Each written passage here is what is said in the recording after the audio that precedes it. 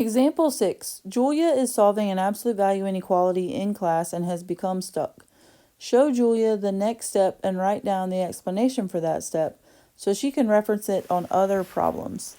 So Julia's steps include that she has added 3 to both sides to get 13, which definitely was the right thing to do first. And then she divided both sides by 2. So she now has the absolute value of x plus 5 is less than or equal to 6.5. From here, Julia would need to break it into 2 problems and say the absolute value of x plus 5 is less than or equal to 6.5. So just like it looks. And then the second inequality needs to be the absolute value of x plus 5 is greater than or equal to negative 6.5.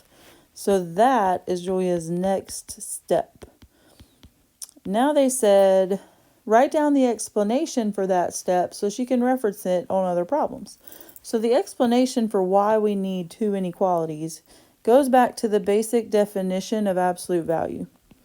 So if you have this inequality and you're saying that the absolute value of it is less than or equal to 6.5, then we have a number on the number line that could be 6.5 in the positive direction or 6.5 in the negative direction.